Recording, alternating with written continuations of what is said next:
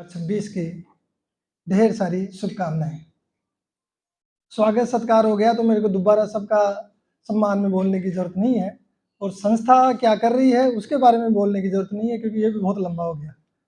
अभी बात कर रहे थे कि 15 मिनट तो आपके रील्स में चली गई तो आपकी कम होएगी, लेकिन व्याख्यान है और मैं ऐसा नहीं मैं बहुत बड़ा ज्ञानी हूँ, मैं भी सीखता हूँ, ऑब्जर्वेशन करता हूँ, कुछ लिखता हूँ, कुछ पढ़ता हूँ, कुछ वीडियोज़ के माध्यम से सीखता हूँ और उसको कंप्लाइन करके फिर मैं पीपीटी तैयार करता हूँ।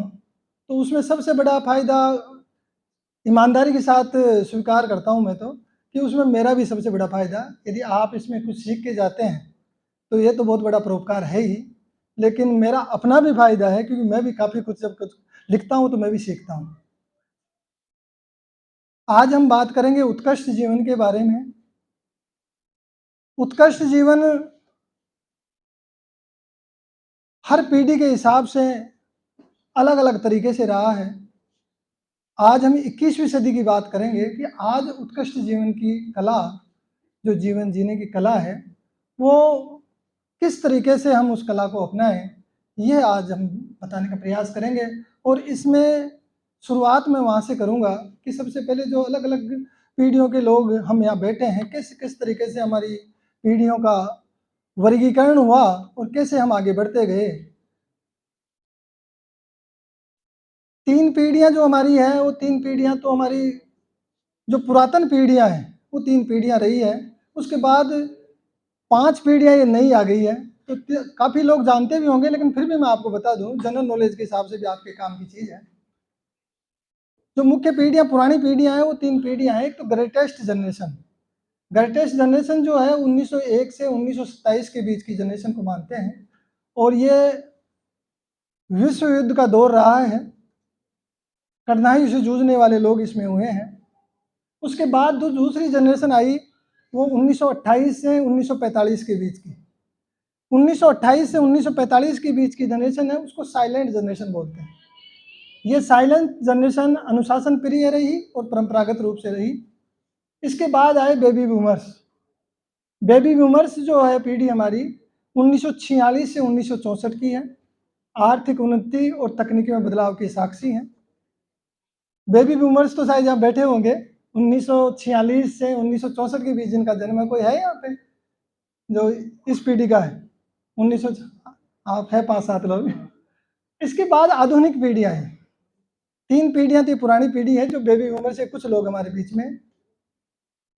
ये पीढ़ियाँ जो आई, फिर सबसे पहले आई जनरेशन एक्स, 1965 से लेके 1980 के बीच की।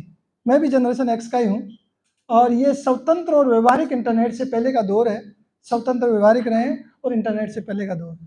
उसके बाद आई जनरेशन, बैक लो ना, जनरेशन वाई, जिसको मिलेनियम से 1986 के बीच के, और डिजिटल संक्रमण काल रहा, काम और जीवन के संतुलन पर इसमें जोर रहा। तो जनरेशन वाई के तो काफ़ी लोग बैठे होंगे, और जनरेशन एक्स के भी काफ़ी लोग बैठे हैं। इसी तरीके से जनरेशन जेड, जो जेन जी आजकल बोलते हैं, बहुत ज़्यादा प्रचलन में शब्द आ रहा है, वो जनरेशन जेड है, वो 1997 से लेके 2012 के बीच में जो पैदा हुए हैं, वो है जनरेशन जेड। ये डिजिटल नेटिव्स, सोशल मीडिया और सामाजिक मुद्दों पर सक्रिय ये जो पीढ़ी है। और नेक्स्ट पीढ़ी हमारी है जनरेशन अल्फा।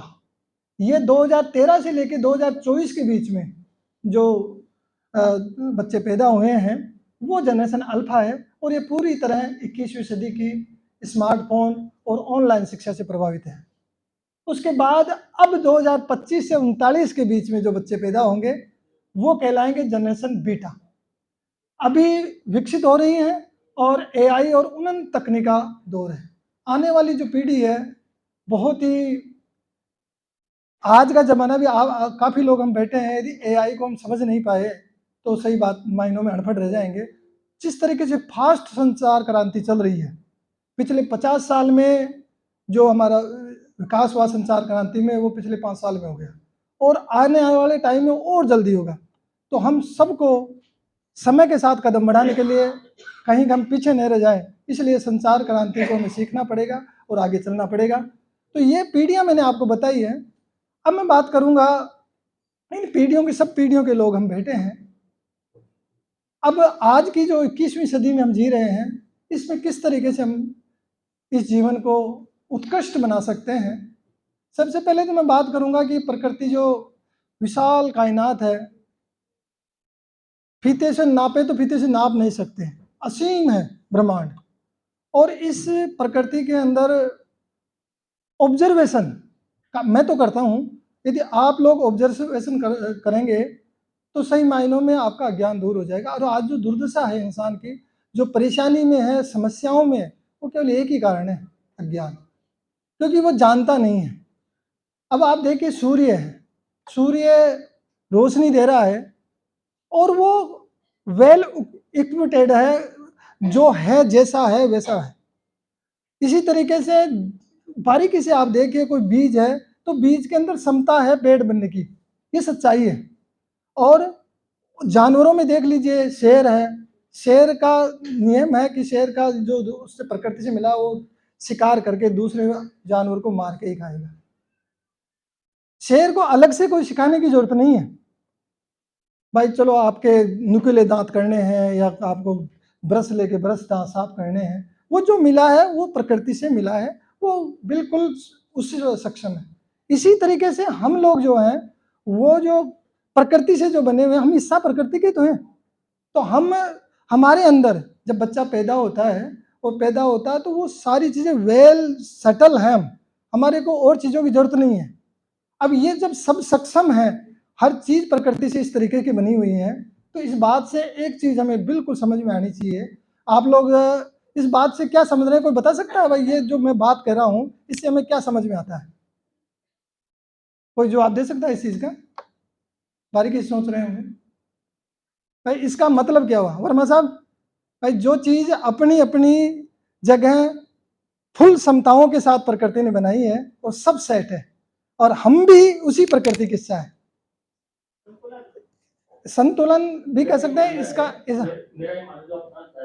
प्रकृति ने हमको जो जीवन दिया है उसके अनुरूप हमको जीवन जीना चाहिए, उसमें मॉडिफिकेशन तो जो शिक्षा देते हैं वो करना ही चाहिए। खान पान में जो परिवर्तित हो गया वो बॉडी को खराब कर रहा है, तो मेरा ये मानना है प्रकृति हमको दिया है उसी के साथ जीना चाहिए।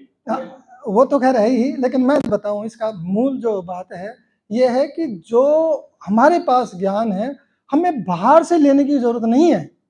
जो हमारी सबसे बड़ी समस्या जो है ना, मैं बताऊं आपको, हम जो परेशान है, वो परेशान, हमारी जो समस्या सबसे बड़ी है कि हम बहुत ज़्यादा ज्ञान लेना चाह रहे हैं बाहर से, क्योंकि हमारी जरूरत ही नहीं है। हमें तो प्रकृति ने वैसा बनाया है ना, तो हमारे पास सारा ज्ञान तो है। तो हमारे मनीष जी बैठे हैं, भगवान श्री कृष्ण अर्जुन को कहते हैं कि हे अर्जुन, ज्ञान तो तेरे अंदर पहले से ही है, ज्ञान की जरूरत नहीं है। अष्टावक्र गीता पढ़ेंगे आप तो ज्ञानी बैठे हैं, तो अष्टावक्र गीता में जो अष्टावक्र जी राजा जनक को कहते हैं कि राजन, ज्ञान तो आपके अंदर पहले से ही है, ज्ञान अलग से ज्ञान नहीं है। ये लकड़ी है, इसमें आग है, बस ये समझ की बात है कि उसके जलने पे ये आग बन जाएगी, ये समझ है। तो ये प्रकृति का ऑब्जर्वेशन यदि हम बारीकी से कर लेते हैं तो बहुत सारी समस्या। आज जो ज्ञान की दुकानें हैं ना, और उनसे सबसे ज़्यादा ज्ञान ले रहे हैं हम, वो ज्ञान ही सबसे ज़्यादा समस्याओं का जड़ है। तो ज़्यादा बाहर से ज्ञान लेने की जरूरत नहीं है प्रेम, हमारे पास है ज्ञान, पहले से हम ज्ञानी हैं, प्रकृति से बने ही ऐसे हैं। तो जैसा हम बने हैं, जैसा है, अब बच्चा पैदा होता है, बच्चे का स्वच्छंद मन होता है, आनंद में खेलता रहता है। जैसे जैसे हम बड़े होते हैं हमारी समस्याएं बढ़ती जाती है, फिर वो आनंद कम होता जाता है। 50 की उम्र आते थे तो बिल्कुल आनंद पता नहीं कहाँ गायब हो जाता है, जबकि बच्चे तो हम वही थे, वही आनंद था। अब जैसे जैसे बड़े हुए, समय बढ़ा तो बढ़ना चाहिए, आनंद तो बढ़ना चाहिए ना भाई, समय बढ़ रहा है, हम बड़े हो रहे हैं तो बढ़ना चाहिए। वो कम कैसे हो रहा है? वो कम इसलिए हो रहा है कि हम बाहर से ज्ञान ले रहे हैं, हमें अलग अलग बात परिवार से बताई जाती है, बंधन बताए जाते हैं, और कोई चीज़ें बताई जाती है। उस चीज़ों की वजह से हमारा जो आनंद और मस्ती है वो कम होती चली जाती है। तो बात मैं 21वीं सदी की करूँगा उत्कृष्ट जीवन के बारे में। ये बात तो मेरे को ध्यान आ गई, इसलिए मैंने आपको बताई है कि हमारे अंदर ज्ञान कोई अलग से मेरे पास भी स्पेशल ज्ञान नहीं है। ये तो मैं आज के समय के हिसाब से ये बात कर रहा हूँ, और आज के युग में जो है, इस समय हम किस दौर से गुजर रहे हैं और उसमें किस तरीके से लाइफ को हम एक्सलेंट बनाए हैं, इसके लिए मैंने थोड़ा सा अध्ययन किया है। ये सेकंड जो टाइटल मैंने सब टाइटल इसका दिया है वो है डिस्ट्रैक्शन, अनिश्चितता और असीम अवसरों के युग में कैसे रहें टॉप 1% में। 8 अरब लोग हैं इस धरती पर, और 8 अरब लोगों में आप स्टडी करके देखिए 90% लोग तो ऐसे लोग हैं जो केवल सर्वाइव कर रहे हैं। सुबह का खाना, शाम का खाना, परिवार में शादी, उसकी पैरावनी, उसका ये, वो उसी कैलकुलेशन में उसकी ज़िंदगी निकल रही है। इसके अलावा एक्स्ट्रा आज आप यहाँ बैठे हो, कम से कम उत्कृष्ट जीवन के बारे में बात तो कर रहे हो। तो ये तो हम उस 10% में तो हैं जो 90% में हम नहीं हैं, जो हम अपनी लाइफ को एक्सीलेंट बनाना चाहते हैं। तो ये आज के युग में जो डिस्ट्रक्शन है, अनिश्चितताएं हैं और असीम अवसर हैं, उनमें कैसे हम टॉप 1%, 5% में रहें, ये बात मैं आज करूंगा। जी नेक्स्ट। आज का जो यथार्थ है उस यथार्थ को बता देता हूं पहले तो मैं। रोज हमारा जो सामना होता है 3000 से 10,000 विज्ञापनों का सामना हर दिन करते हैं। जो एडवर्टाइजमेंट है 3000 से 10,000 विज्ञापनों का सामना रोज हम कर रहे हैं। 140 से 300 बार इस मोबाइल को उठाते हैं। थोड़ी सी बात करें, थोड़ा सा शांत बैठे, खट मोबाइल हाथ में लेकर नोटिफिकेशन देखना शुरू कर देते हैं। ये तो सबके साथ ही होगी, ये चीज़ मेरे साथ भी है। तो ये 140 से 300 बार हम मोबाइल को उठाते हैं। डिस्ट्रक्शन से इसी को तो करें। और 2.5 घंटे से 3 घंटे तक सोशल मीडिया बिताते होंगे सब लोग यहाँ बैठे हैं, जो भी बिताते होंगे। और ध्यान की अवधि, मनीष जी बैठे हैं, ध्यान के बारे में उनको ज़्यादा नॉलेज है। ध्यान की अवधि मात्र 8 सेकंड रह गई, जो सबसे ज़्यादा जरूरी है। ये गोल्ड फिश जो है, जो उससे भी कम, गोल्ड फिश का 8 सेकंड का ध्यान होता है, उससे भी कम इंसान का ध्यान रह गया है। अब इस दौर में उत्कृष्ट जीवन क्या संभव है, उसी पे हम चर्चा करने आज बैठे हैं। और ये जीवन है जो मालवाहक ट्रक की तरह है। ट्रक होता है माल ले जाने वाला। अब उस ट्रक में ये हमारा जीवन भी ऐसे ही है। अब उसमें क्या भरते हैं, कोयले भरते हैं या हीरे भरते हैं, ये हमारे ऊपर निर्भर करता है। तो यही बात आज हीरे भरने का हम प्रयास करेंगे। जी, उत्कृष्ट जीवन की जो परिभाषा है, पुराना जो सूत्र था, आज का सूत्र, पुराना सूत्र में दोनों फर्क है। पुराने सूत्र में तो क्या था, पैसा और पद, सामाजिक प्रतिष्ठा मिल गई और पैसा हो गया तो उसको सफल मान लेते थे, भाई ये सफल है, इसका जीवन उत्कृष्ट है। लेकिन आज का नया सूत्र 2026 का मैं बता रहा हूं आपको, यह है स्वास्थ्य, ध्यान, गहरा काम, सार्थक रिश्ते और निरंतर सीखना।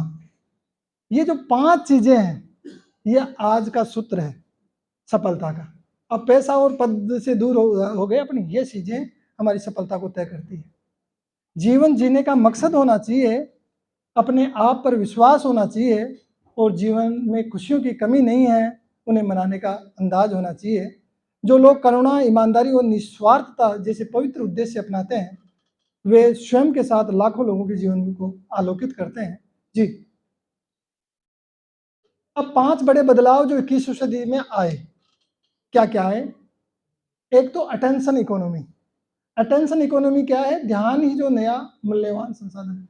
अटेंशन सबसे बड़ा जो मूल्यवान संसाधन आज के टाइम में, वो है अटेंशन।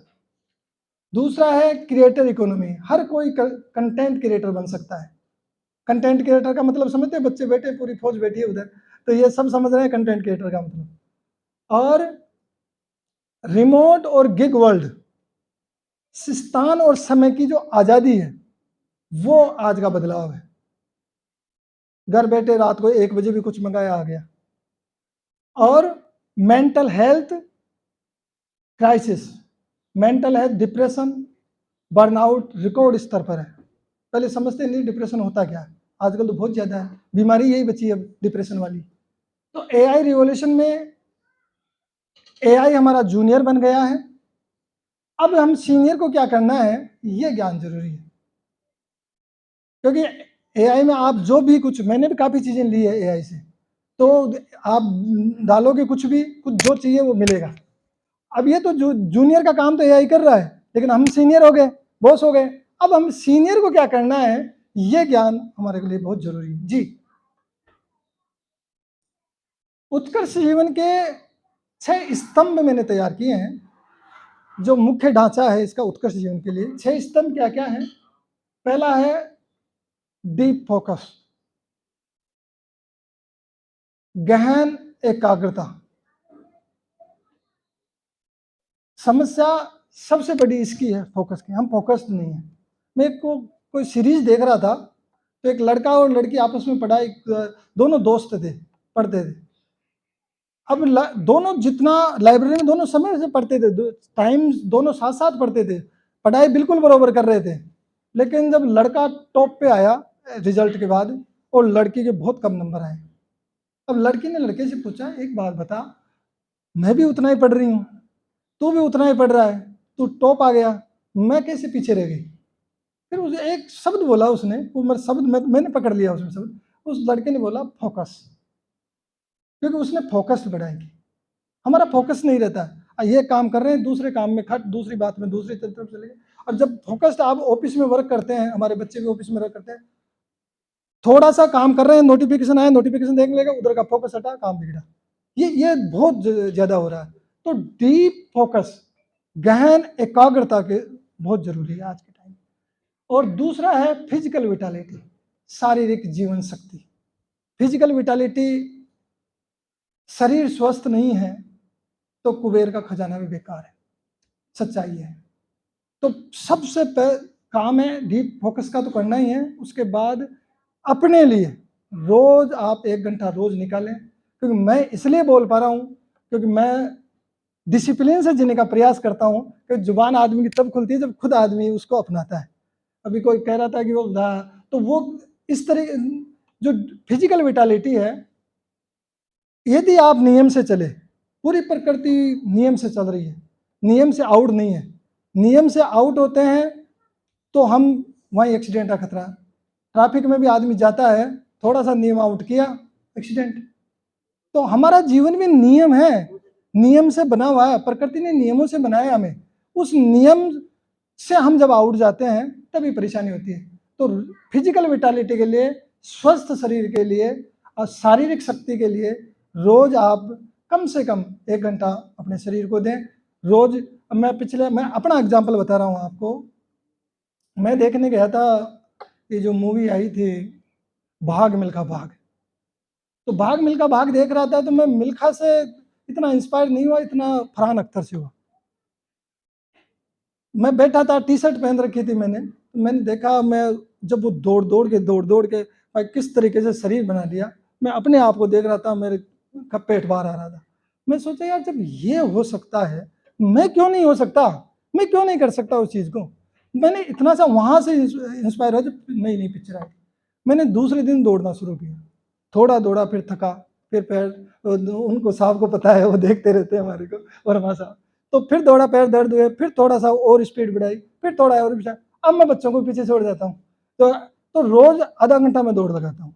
उसके बाद में आधा घंटा योगाभ्यास और वो करता हूँ। इसके बाद ज्ञान वाली बात भी बताऊंगा आगे, वो भी। तो यदि आप सिस्टम से चलते हैं तो आपका जीवन बेहतर से बेहतर होता जाता है। बीमारी, छोटी सी भी बीमारी आपके शरीर में आ गई, किसी तरीके की परेशानी, चाहे बीपी की हो, चाहे शुगर की हो, या किसी भी तरीके की, तो आपकी जो प्रोडक्टिव क्षमता है ना, वो सारी कम हो जाएगी। सोच नहीं, पिछले 2 महीने से मेरे पैर में दर्द था, मैं कुछ सोच ही नहीं पा रहा था क्या करूं। अब पैर में दर्द ठीक हुआ, तब मेरा दिमाग चला कि मुझे क्या करना है। तो प्रोडक्टिव हम तब बनते हैं जब शारीरिक स्वास्थ्य हमारा बिल्कुल परफेक्ट रहता है।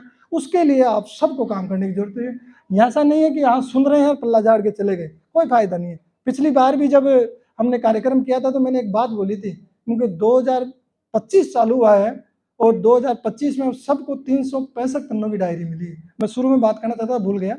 365 पन्नों की हमें ब्लैंक डायरी मिलती है जब भी हम नए साल की शुरुआत होती है। अब 365 पन्नों की ब्लैंक डायरी फिर मिली है। अब पहले तो एनालिसिस है करें, पिछली बार भी आप काफी लोग कार्यक्रम में थे, संतुलित जीवन में व्याख्यान रखा था, उसमें हमने उस ब्लैंक डायरी में क्या लिखा, क्या मूल्य पैदा किए जीवन में, वो आप एनालिसिस करें 31 दिसंबर को। ऐसा नहीं डांस करना है वो उसी में अपन ने आज का दिन, आज का एंजॉय।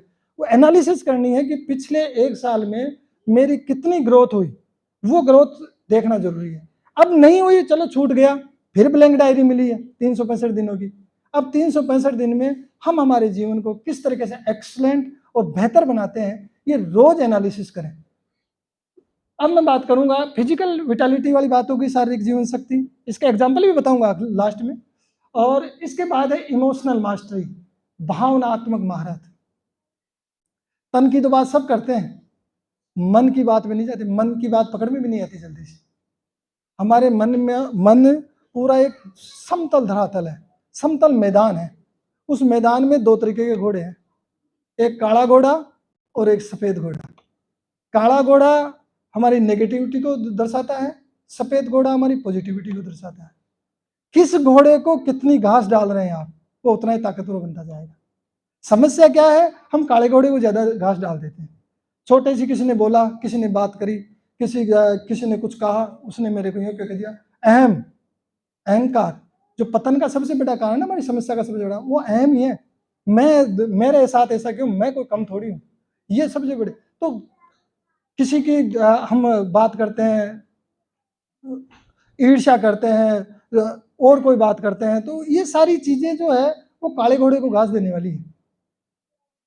हम सफेद घोड़ा जो है उसको यदि घास खिलाएंगे, जो पॉजिटिविटी और ले जाता है हमें, तो वो पॉजिटिविटी आप सब जानते हैं किस तरीके से। बातें तो वही है, बस वो नई रेसिपी के साथ बोल रहा हूँ मैं, वही बातें सबको पता है। ज्ञान तो किताबों में भी खूब लिखा है, व्हाट्सएप पे भी खूब लोग फॉरवर्ड कर रहे हैं, लेकिन उस ज्ञान को जब तक जीवन में नहीं अपनाते तब तक तो वो सार्थक है ही नहीं। तो शास्त्रों में बहुत अच्छी अच्छी बातें लिखी हुई है।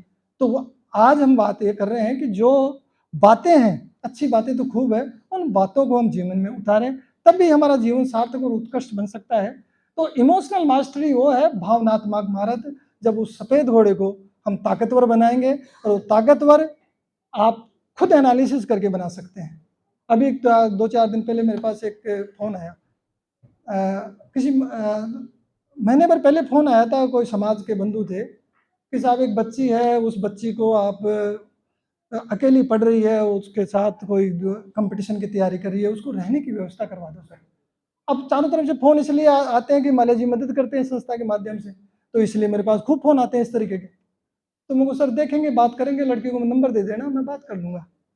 अब लड़की का मेरे पास फ़ोन आया है तो मेरे पैर में दर्द था, अभी मैं समस्या में हूँ, थोड़ा मैं मालूम करूँगा, कोशिश करता हूँ कहीं न कहीं सेट करने की आपको। तो कहीं न कहीं जैसे आप जैसे लोगों को बोलते हैं कि आप किसी के पास कोई रूम हो या कोई अपनी तरफ से मदद कर देता है, क्योंकि 2-4 बच्चियाँ पढ़ रही है इस तरीके की, जो आप जैसे लोग उनकी मदद कर रहे हैं, तो अपना एक नेटवर्क स्थापित करने का।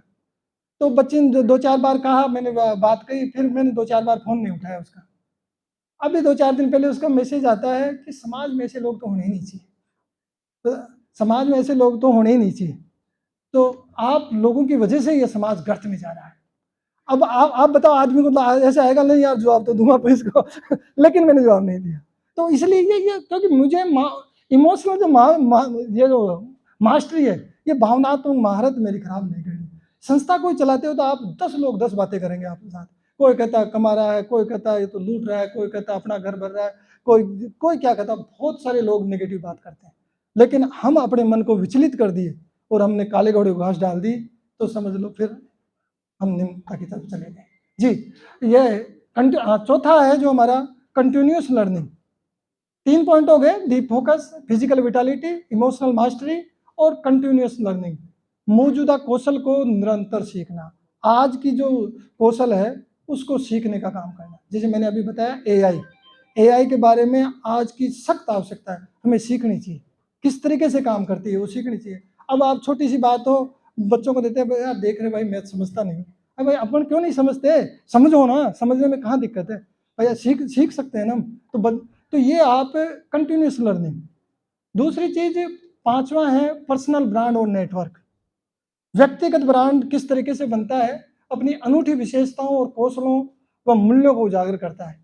आजकल जो लिंक्डइन है और जो प्रोफाइल्स है, तो हम व्यक्तिगत ब्रांड और हमारे नेटवर्क को मजबूत करने का उसमें प्रयास करें, ये भी उत्कृष्ट जीवन का एक स्तंभ है।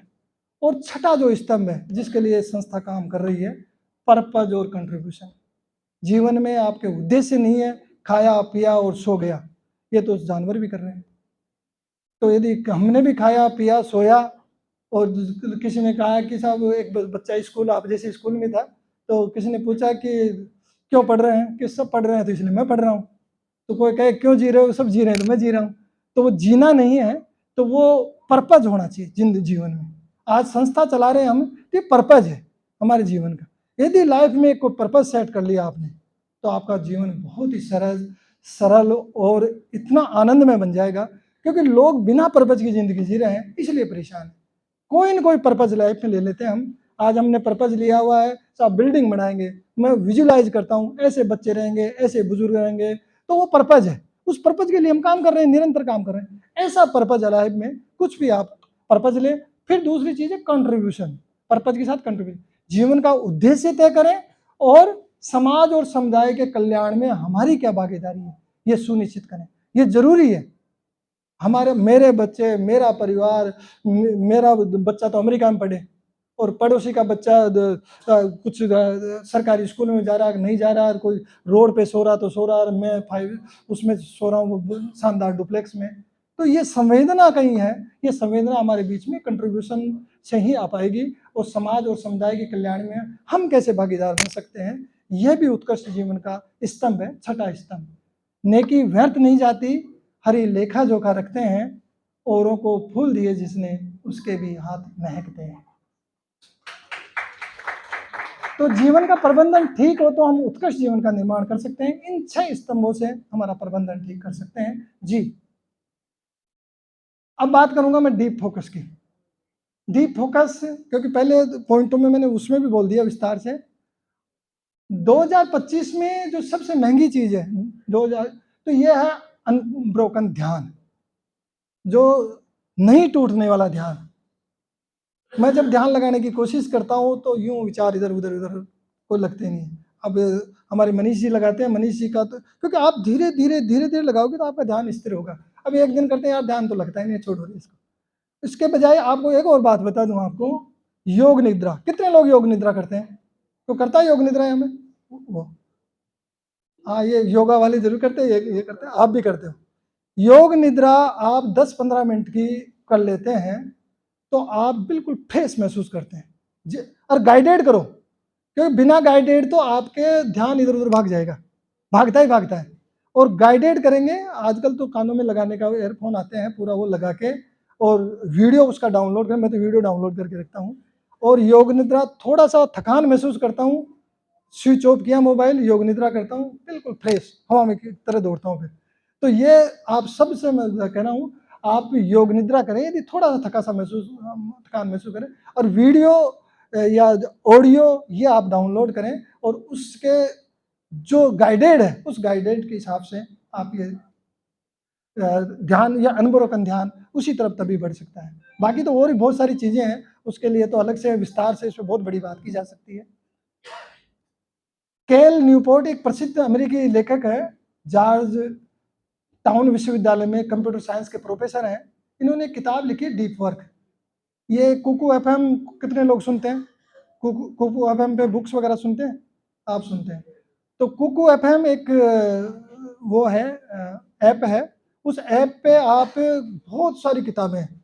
अब जमाना पढ़ने का नहीं रहा, नहीं है टाइम पढ़ने का, आप सुनो। मैं घूमने जाता हूँ तो बुक सुनता हूँ, सुबह शाम घूमने जाता हूँ बुक सुनता हूँ, सुबह घूमता हूँ फिर बुक सुनता हूँ। तो बुक डीप वर्क है, मैंने सुनी है, पूरी नहीं सुनी अभी। तो इसमें बहुत अच्छा इन्होंने उसमें बताया है। केल न्यूपोर्ट की बुक है डीप वर्क के नाम से, आप सर्च करके देख लेना गूगल पे। और रोज 3-4 घंटे बिना डिस्ट्रक्शन के किस तरीके से रह सकते हैं उसे बताया। दूसरा चीज फोन, ये सबसे बड़ी बीमारी है। फोन ग्रे स्केल मोड में रखें और डू नॉट डिस्टर्ब भी लगा सकते हैं कुछ टाइम के लिए। बीच में मैंने किया था कि मैंने एक स्टेटस लगा दिया था कि 9 बजे से रात के 9 बजे से सुबह 9 बजे के बीच का मित्र दोस्त कोई फ़ोन नहीं करे, मैं फ़ोन से दूर रहूँगा। तो कई लोगों के कमेंट्स आए उसमें कि साहब फ़ोन तो वैसे ही स्विच ऑफ कर लो, बताने की क्या ज़रूरत है, स्विच ऑफ कर लो उस टाइम पे। लेकिन स्विच ऑफ एक बताने का वो भी होता है कि चलो मैं ये अपना रहा हूँ, लोग और दूसरे भी इंस्पायर हो इस बात से, उसका लॉजिक ये था। तो एक मॉन्क मोड होता है, और मॉन्क मोड जो सुबह के 90 मिनट, उस सुबह के 90 मिनट बिल्कुल जो सन्यासी की तरह जीने वाला, तो उसमें आप ज्ञान भी, एक्सरसाइज भी, योगा भी, जो भी आपके होता है वो 90 मिनट जरूर आप उसमें करें। तो डीप फोकस में आप ये 3 चीजें हमारे प्रैक्टिकल टूल्स डीप फोकस के हैं जी।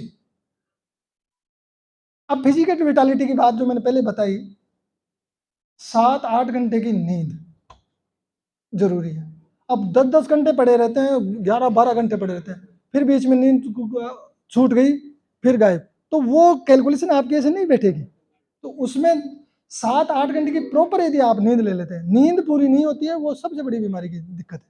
तो नींद प्रॉपर होनी चाहिए, और वो प्रॉपर तब आएगी जब आप थोड़ा थकेंगे, शरीर की जब थकान होएगी थोड़ी बहुत, तब नींद आएगी। हम काम खाते तो पूरा है और थकान वाला काम कुछ करते नहीं, बैठे बैठे रहते हैं, तब नींद नहीं आती।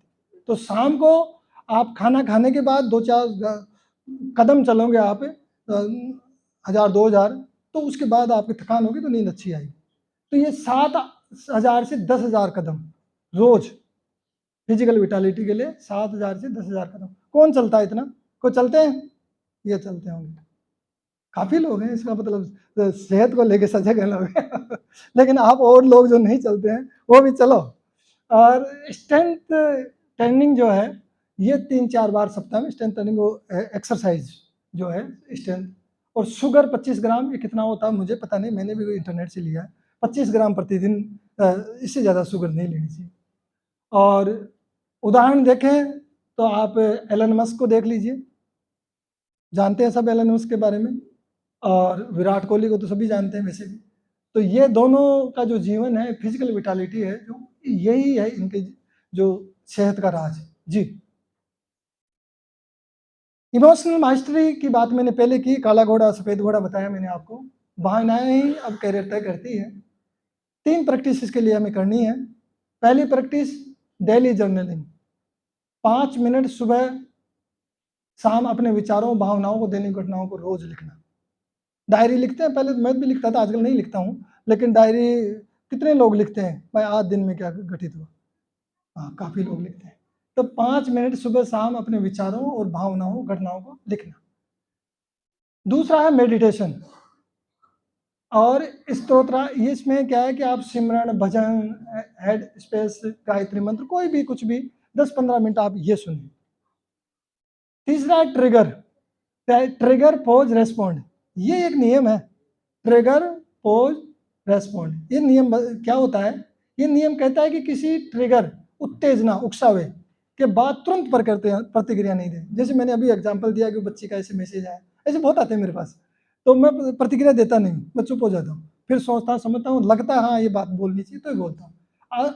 समस्या क्या होती है, किसी ने बोला तुरंत जवाब दो, नहीं तो अपन पीछे रह जाएंगे, वो जवाब पहले देते हैं हम। तो ये तुरंत प्रतिक्रिया नहीं दें, बल्कि रुकें, पॉज करें।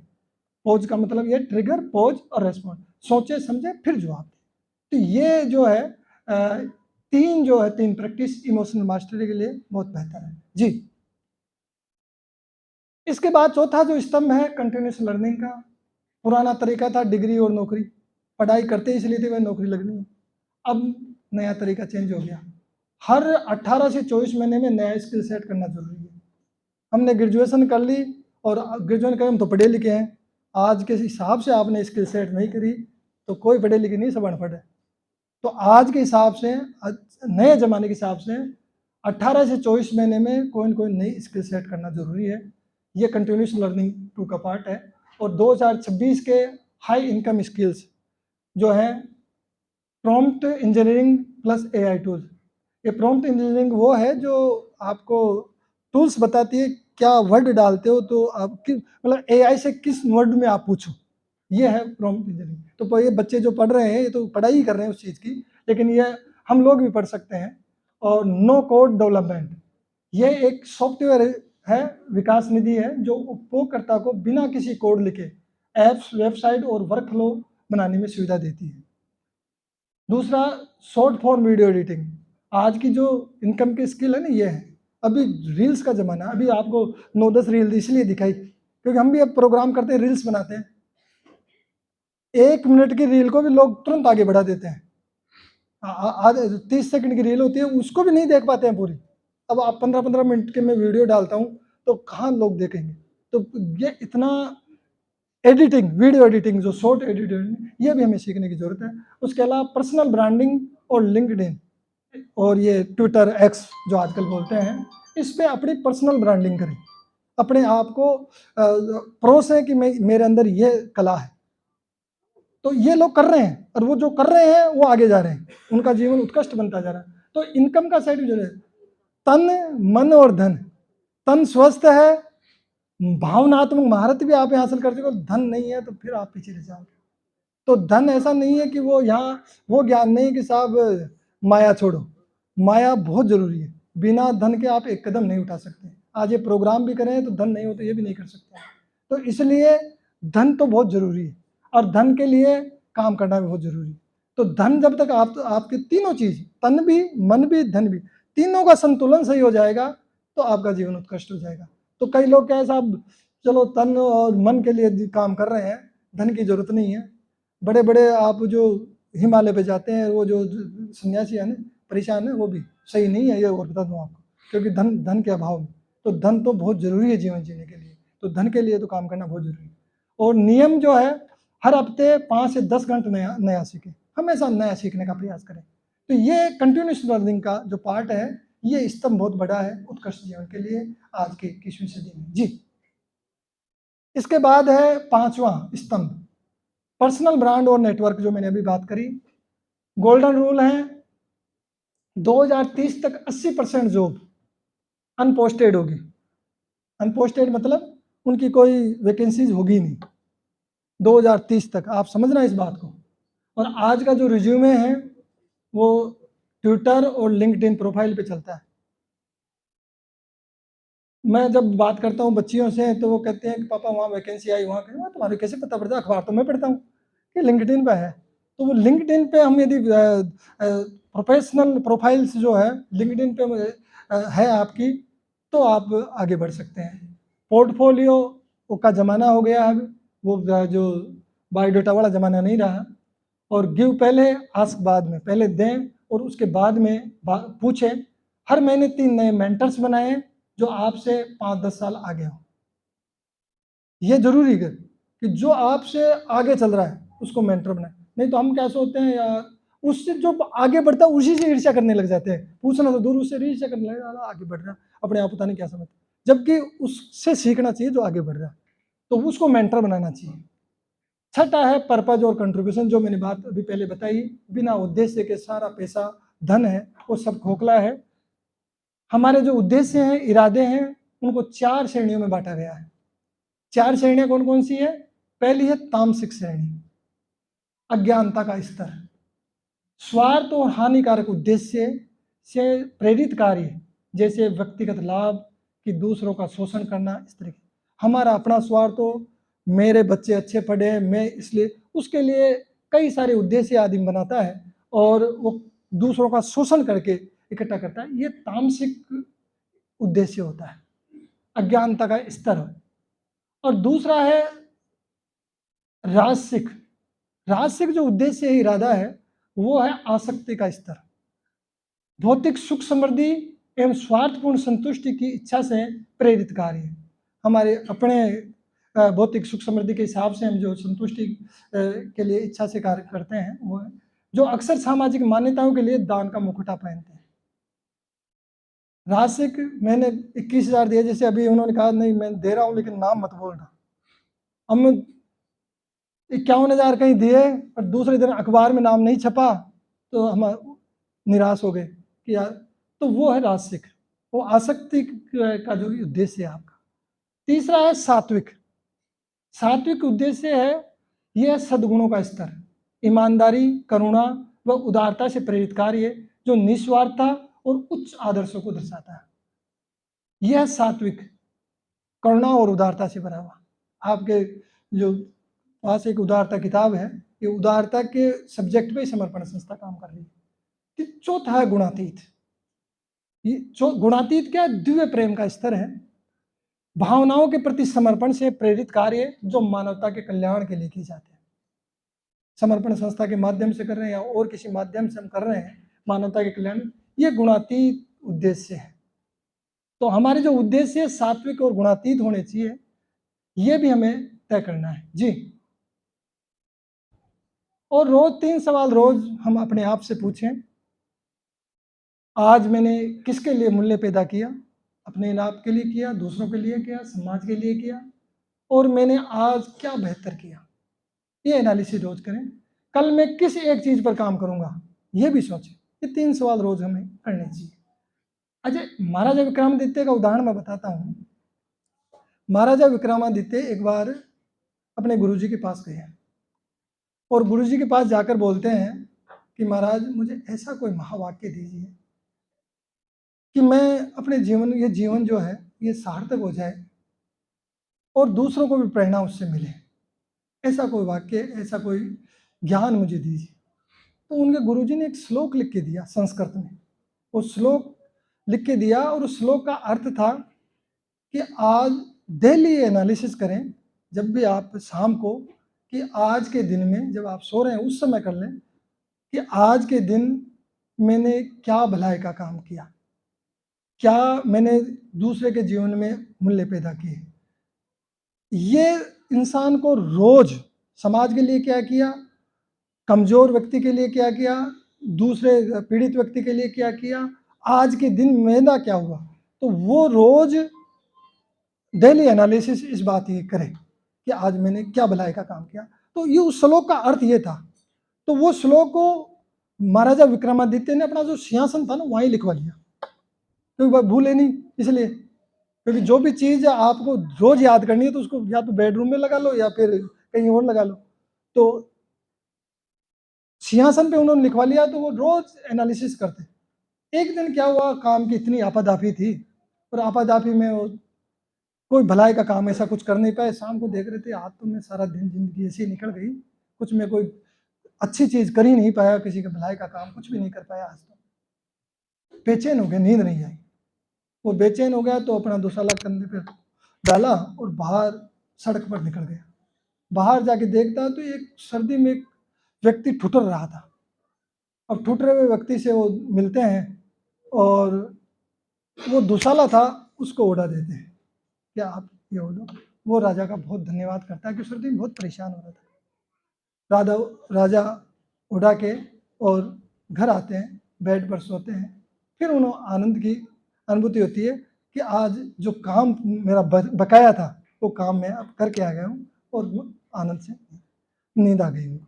तो ये जो बेचैनी इस तरीके की हम ठान लेते हैं कि आज मैं क्या मूल्य पैदा कर रहा हूँ समाज के हित में, ये रोज एनालिसिस हम करें। तो ये 3 सवाल रोज पूछें और छोटा सा दान, कुछ भी छोटा सा, बड़े की जरूरत नहीं है। अभी बात मैंने कल परसों डाला था कि 200 रुपये मंथली, 200 रुपये मंथली 10,000 रुपये वाला भी कर सकता है। तो छोटा सा दान, मेंटरिंग, एक कंटेंट शुरू करें। जी, अब हर स्तंभ के लिए 6 स्तंभ मैंने बताए उत्कृष्ट जीवन के लिए। हर स्तंभ के लिए एक छोटा सा मोटिवेशनल कोट बता रहा हूँ और रियल लाइफ आज के टाइम के उदाहरण बता रहा हूँ। डीप फोकस बात करेंगे रणवीर इलाहाबादिया की।